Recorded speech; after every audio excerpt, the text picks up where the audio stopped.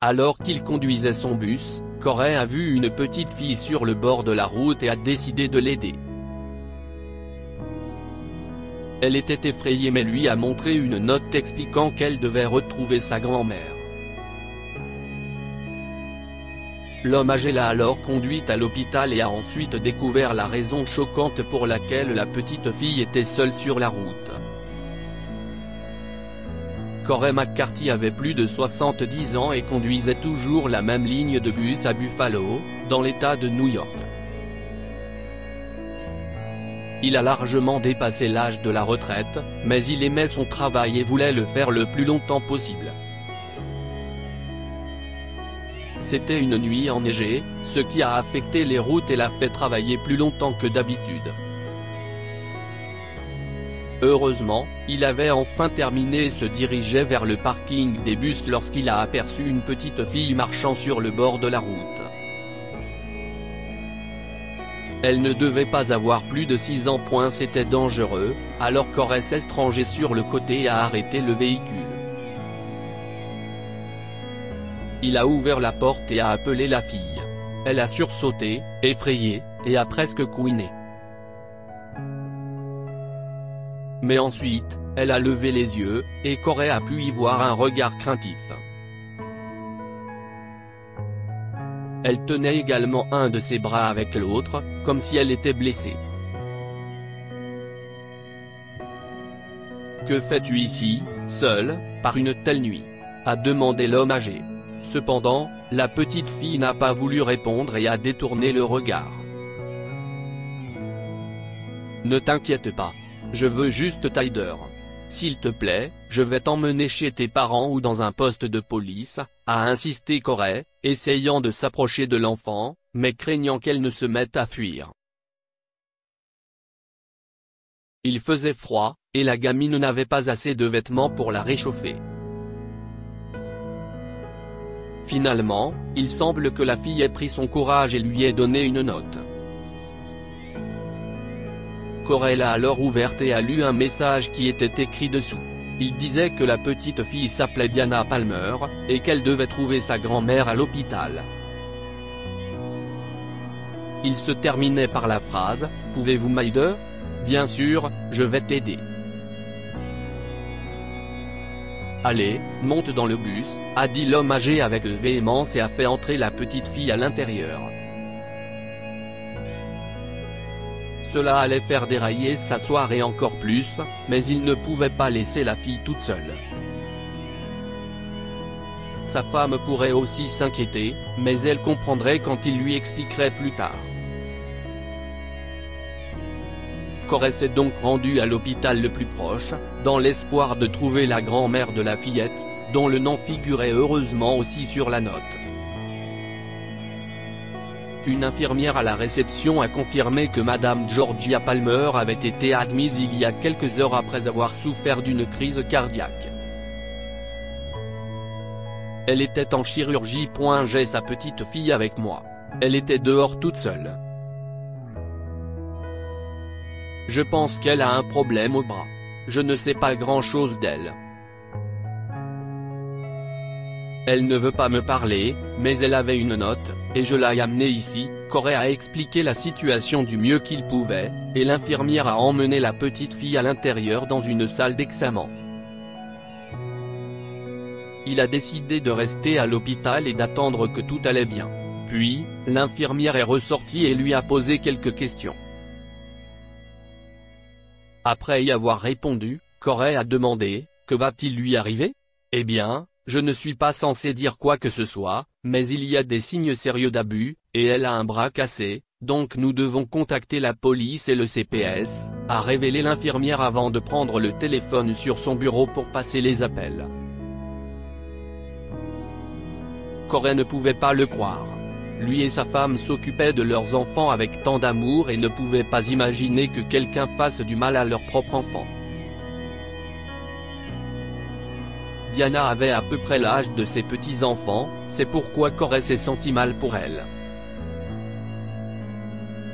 Il a donc décidé de rester jusqu'à ce que les autorités se présentent. Ainsi, quelques heures plus tard, 2 officiers de police et une assistante sociale sont arrivés.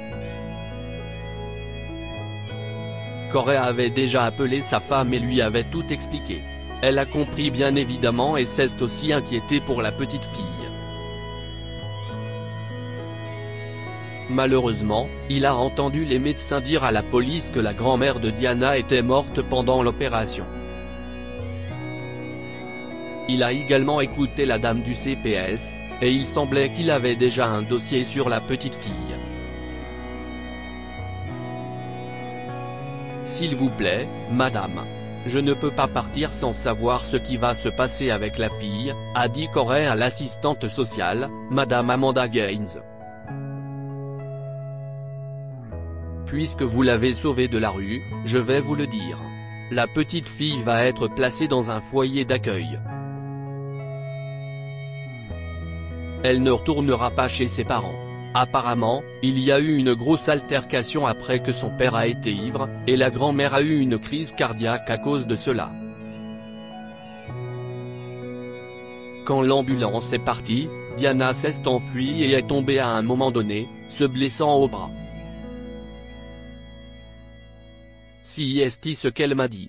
Je suis contente qu'elle m'ait parlé parce qu'elle n'a rien dit à personne d'autre, a répondu madame Gaines. Mon fils et sa femme sont inscrits comme parents d'accueil. Puis-je vous suggérer de les appeler? Ils prendront bien soin d'elle, a suggéré Corey avec enthousiasme. Je suis désolé. Je me sens juste protecteur envers les petits-enfants, et cette pauvre fille était dans le froid toute seule. Je suis tellement en colère. Cela m'aiderait. Quel est le nom de votre fils? Corey a répondu à l'assistante sociale, qui lui a assuré qu'elle insisterait sur son placement. Mais elle a également dit qu'il devait appeler son fils pour vérifier si tout allait bien. Et l'homme âgé a affirmé que tout irait bien. Le lendemain, Diana est venue vivre chez Matt, le fils de Corey, et sa femme, qui était prêt à l'accueillir. L'assistante sociale leur a notamment dit qu'il fallait traiter la petite fille avec encore plus d'attention. Mais il n'y avait pas de problème à cela, car Corey était convaincu que son fils serait capable de le faire. Après le placement, ils ont découvert que les parents de Diana étaient toxicomanes et que sa grand-mère était la seule à la protéger. Pourquoi les services sociaux ne l'avaient pas emmenée plus tôt? Mais maintenant que la femme âgée était partie, elle avait besoin d'être éloignée de ces gens. C'était pour le mieux, même si Diana mettait du temps à s'adapter à un environnement stable. Elle ne faisait pas non plus confiance aux hommes facilement. Mais après quelques semaines, elle s'est ouverte, principalement parce que Corey et sa femme venaient souvent. Elle l'a vu comme un sauveur, et assez rapidement, il est devenu le grand-père de la petite fille. Bien que Matt et sa femme ne devaient être qu'une famille d'accueil temporaire, ils sont rapidement tombés amoureux de Diana, et elle leur a fait confiance aussi. Personne n'a voulu la renvoyer, même lorsque plusieurs couples ont exprimé leur intérêt pour l'adoption. Ils ont donc entamé la procédure d'adoption, qui a été finalisée 1 an plus tard. Diana aimait aussi les enfants de Matt, et assez rapidement, elle est devenue un membre essentiel de la famille. Mais sa personne préférée au monde était Corey. Que pouvons-nous apprendre de cette histoire? Si vous voyez un enfant dans le besoin, aidez-le. Cela peut sembler évident, mais certaines personnes ne prennent pas l'initiative d'aider. Certaines choses arrivent pour une raison précise. Corey n'aurait pas dû travailler si tard le soir à son âge. Mais il a réussi à sauver un enfant, qui est devenu un membre de sa famille. C'est ce qu'on appelle le destin. Partagez cette histoire avec vos amis. Elle pourrait égayer leur journée et les inspirer.